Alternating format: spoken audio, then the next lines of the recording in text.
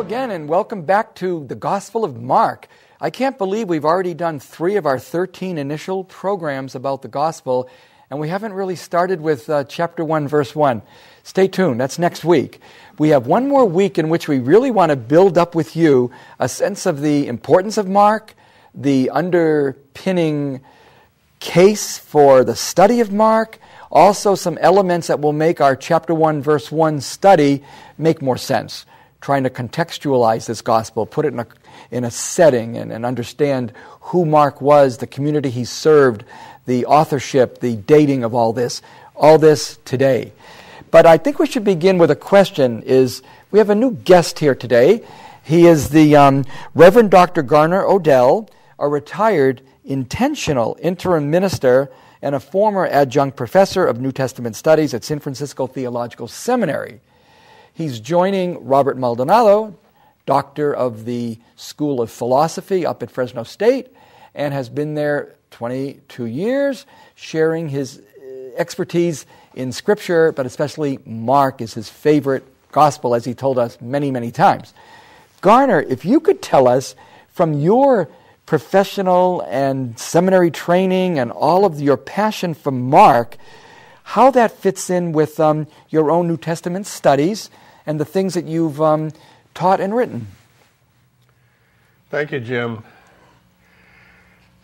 I'm excited about Mark always because I feel when I read Mark, I feel his intensity for the surrounding community as well as his love for his Lord Jesus Christ.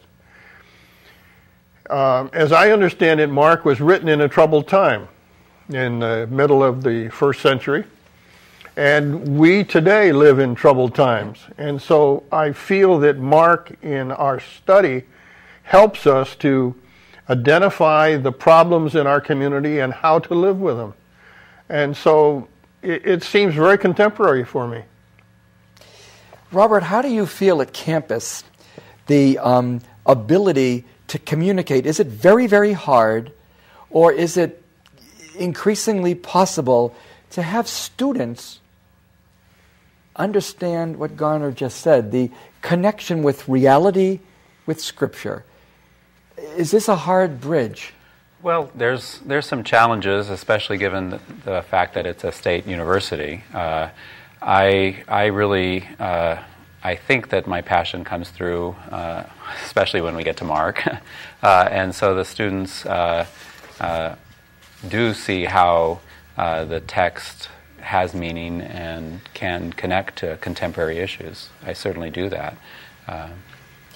Is there anything we need to make a bridge between last week's program and today? We are going to be talking about the oral tradition. Robert, you might want to put us on firm ground here if we need a slide or two. Tell us a little bit about just this oral tradition and why you wanted to say, let's stress this on our program. It's so important. Well, again, the oral tradition is a living tradition. And one of the important things to know about oral tradition is that it is both living but also precarious. If you have a text, once it's written down, all you need is the physical conditions that allows the text to be preserved. And so, for example, famously, the Dead Sea Scrolls were lost, hidden probably in the first century, about the time Mark was being written, and they stayed in the desert in Judea for almost 2,000 years, and when we were able to then decipher them and understand them, we didn't need any communities or anybody as long as the texts are preserved. But for oral traditions, you need people to both have an interest in telling the traditions, and you also need an audience who's interested in hearing them. Because if you have a teller that really wants to tell things and nobody wants to listen, it's only going to last as long as the teller does. Sounds like preaching. And the same for the hearers. If there's hearers who need a tradition or want a tradition, but there's nobody to tell it, the tradition dies as well. And so what's important there is that for an oral tradition to survive across generations, which the gospel traditions did survive for decades, in the oral tradition, they must be valuable to the tellers and hearers over time. And that means then that the interests of the tellers and hearers are part of the process of preserving it, which is important for us, because if they were valuable to ancient communities, those ancient communities' values then become embedded in the traditions themselves. Well, I'd like to say something also about this. It seems to me that oral tradition is not just the ancient community's involvement with it, but it's today, because oral tradition is still a part of our culture. As an example, if you're working in the field of family studies and you're doing some genealogy work, you get involved in a lot of oral tradition, which may or may not be true, and you may not have the records to back up that. Mm-hmm. And so this oral tradition is not just an ancient way of telling history, but it has been a way of telling history throughout history. Now, this may fit in or not, but I have a thought that when we started after the council having the readings at Mass, we had the lector say, and we were told, hold up that book and say, the word of the Lord. No, we were told to say, this is the word of the Lord. Mm-hmm. Upon review, the Vatican thought this again and said, no, that's too much. Don't say that, because that's not even right. You just say, the word of the Lord. And what the communication was, or the subnote, or the commentary was, it is in the living of this text and in its true incarnation, not in that the word that I just read, this piece of paper, this book that's been formed here. No, it's the living word that is the word of the Lord, and that's all you say is, the word of the Lord. Thanks be to God. So it's just interesting that this oral hearing of the word is very important to the community. Very, very important. I'd like to ask Robert a question. In this oral tradition, you talk about the importance of the speaker and the importance of the hearer. It seems to me that the importance of the hero is really crucial, because that's where interpretation comes in. Because the hearer hears the oral tradition, receives it, and then passes it on, and may or may not be literally what he heard.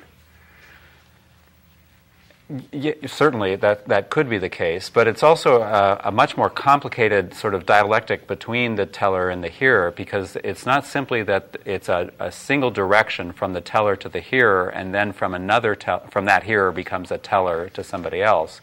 It's that in the actual telling to the hearer, the teller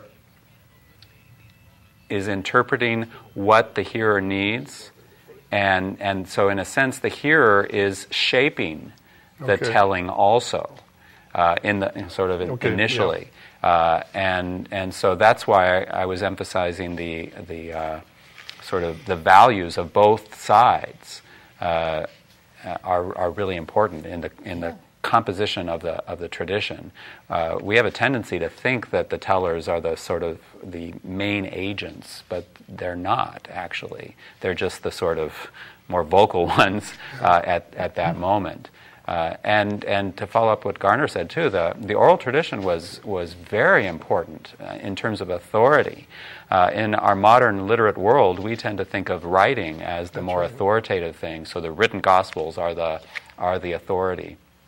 But one of the earliest bishops we know about, Papias, tells us that when he has to make some kind of adjudication, he prefers an oral tradition, an independent oral tradition of Jesus to any of the written Gospels as more authoritative than the written Gospels, which is just mind-blowing to us, because it seems exactly backwards to a written contract, versus an oral agreement or whatever.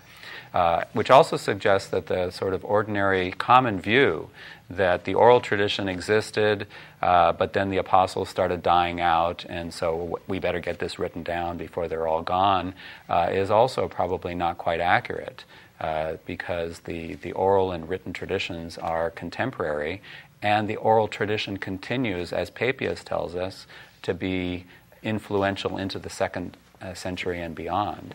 So it's a very interesting thing, because then we can start looking at these gospel traditions and start looking to see what values they express, and that's why redaction criticism and narrative criticism are so important, because they help us to see what the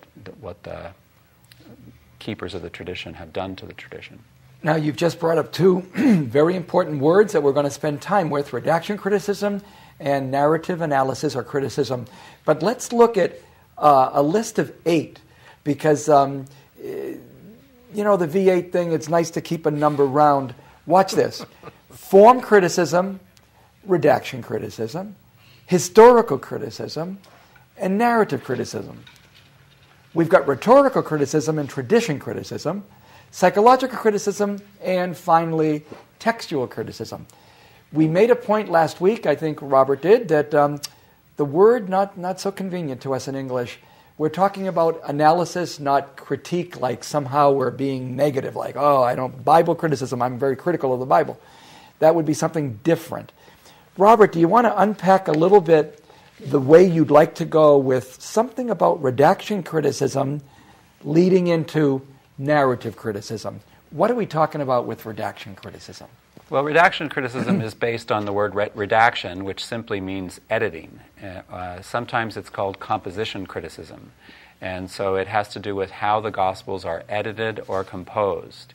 You may remember from last week we were looking at the synoptic problem and how Matthew and Luke seem to have access to Mark and to some other tradition, which modern scholars call Q.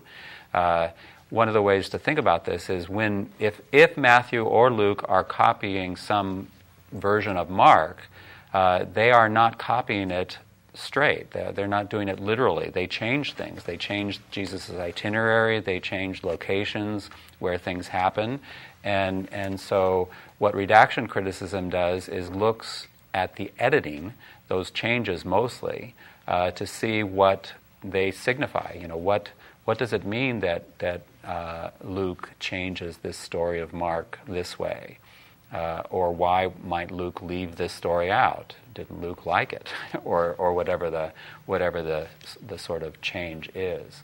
One way to think about this is to think about if you I often tell my students, if you see somebody in the distance in a river and they're going downstream in the river and it's a ways away, it's really difficult to know that they want to go downstream. They may simply be carried along by the current, right? But if you see the same scenario where the person is swimming upstream, you can be fairly certain that they want to go upstream because they have to swim against the current.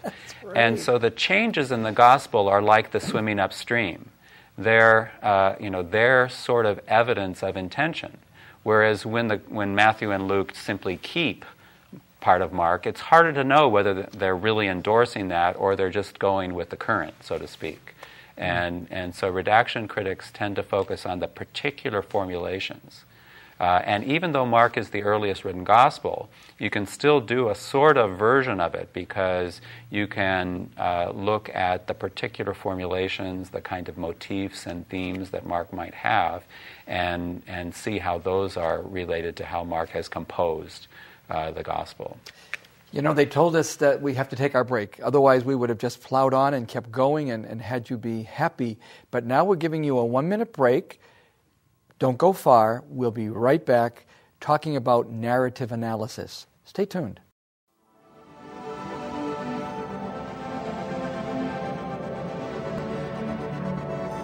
Hello and welcome back to our, believe it or not, 4th episode on this wonderful new series at KNXT called The Gospel of Mark. We just had Robert Maldonado share with us some really important insights into what we call redaction criticism. Believe it or not, that is actually going to be important as we go down the road with Mark to see that though there's perhaps less redaction going on, there actually is still some, and that's going to be where we'll point it out to you later. But Robert, one of your favorite things you said is narrative analysis, narrative criticism. Open up what that word could mean. I think we're kind of familiar with narrative. Help us see where it turns out to be a tool of Bible study. Well, narrative simply means story, and so narrative analysis focuses on the story. And so the narrative world, as you can see on the screen, is itself a world that the author has introduced the reader to. And so, again, one of the reasons we've been emphasizing the values that get embedded in the tradition is that the values are also in the story. And the story is what is crucial in terms of what Mark is doing with the gospel material, because this is Mark's story of Jesus. And as last week Father Mike said, the Bible is different from the lectionary.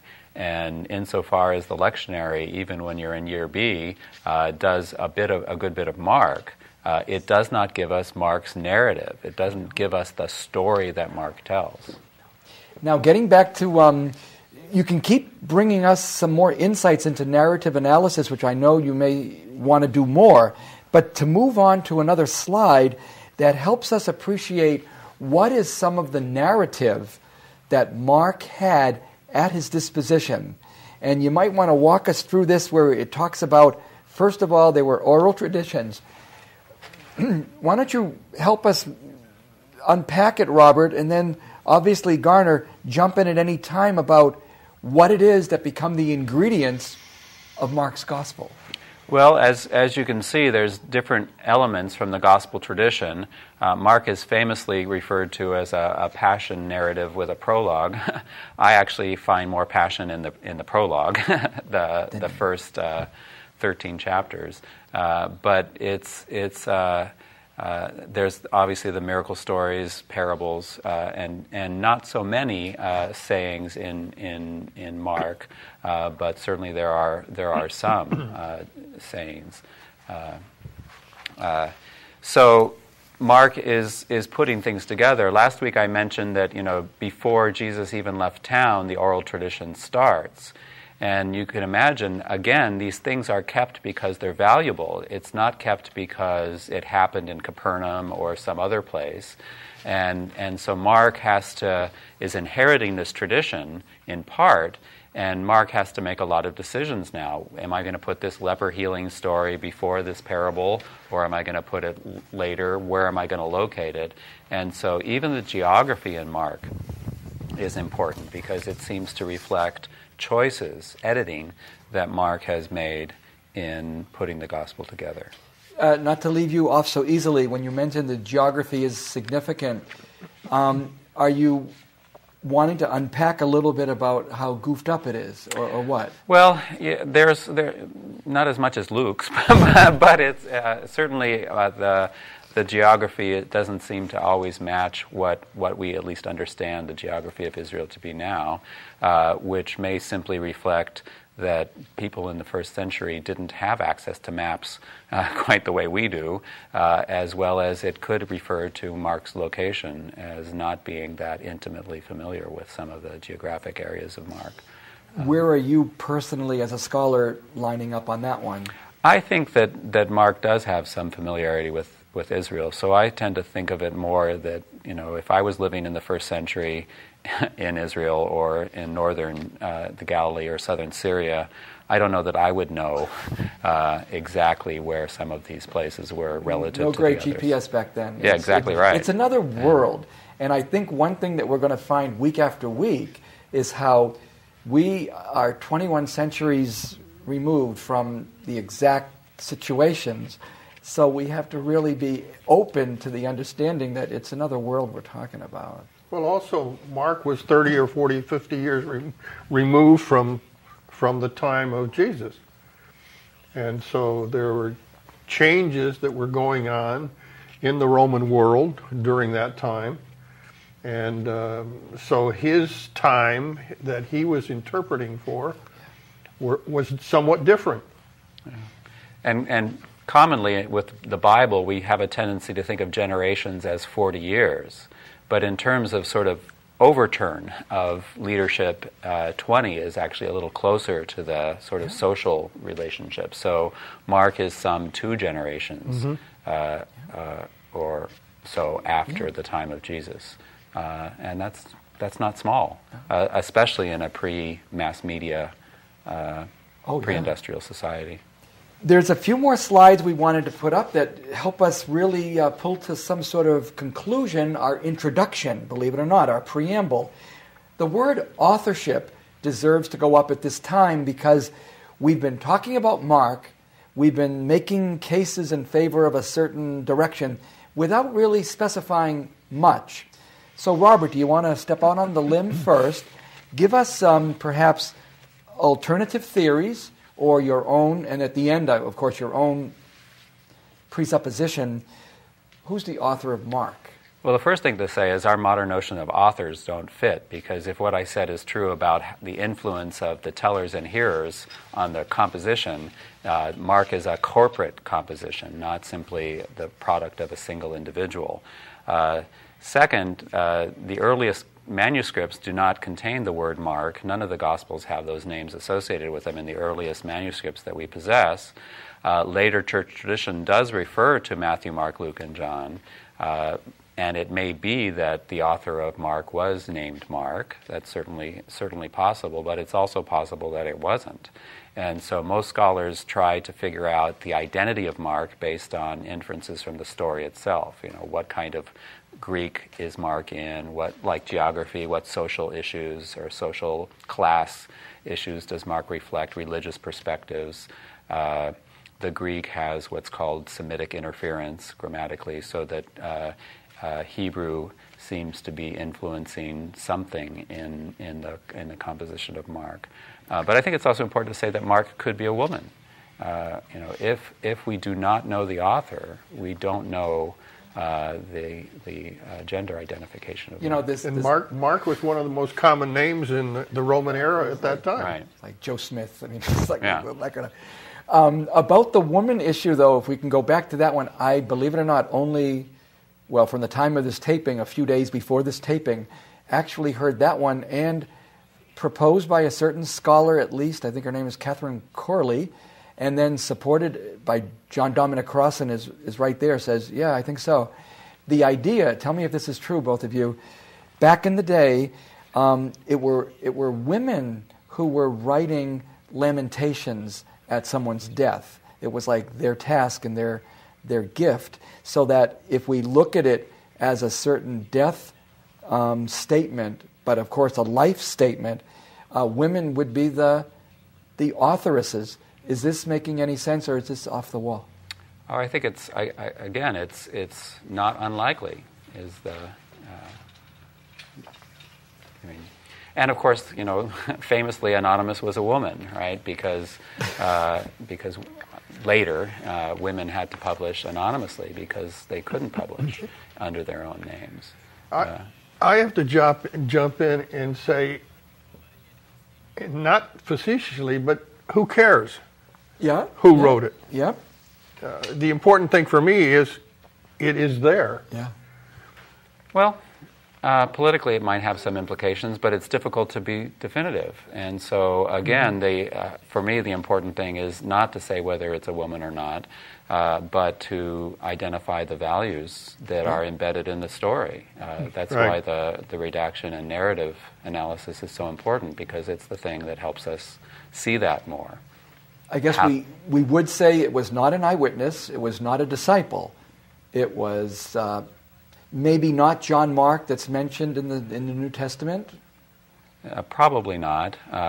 Peter comes off very badly in this gospel. And so either Peter had just a really healthy self-image and could take it, or was just an illiterate fisherman who didn't know what Mark was writing. But I don't think it's probably that. But again, it could be. It's just that you don't really get much when you say that, because we don't know much about John Mark. And so basically to say it's John Mark doesn't add much. It's like one unknown is then being used to explain another unknown. And so again, I'd much rather go with the gospel itself and see what the gospel absolutely sort of discloses about the world. What about this cameo appearance of the young man in the garden that loses his shirt? What about that? Well, again, there's been numerous attempts to figure out who these authors might be, not just of this gospel, and so I usually just say I don't know, something to find out in the next life. But from a scholarly perspective, we still use Matthew, Mark, Luke, and John, as does the church, and so it's simply when we say Matthew, Mark, Luke, and John, typically what we mean is the author, whoever that is, of the first, second, third, and fourth gospel in the table of contents order. And that's going to be fine. We have about a minute. We have 2 questions to cover. Let's cover them both at one gulp. The dating of this gospel and the needs of the community that would be reflected in that. That's why we're dating it there. You want to make an offering there, Garner, where you think maybe this goes? Well, there's controversy over that as well. My feeling is that it was somewhere in the beginning of the second half of the first century. And whether it was in 65 or 70 or close to there.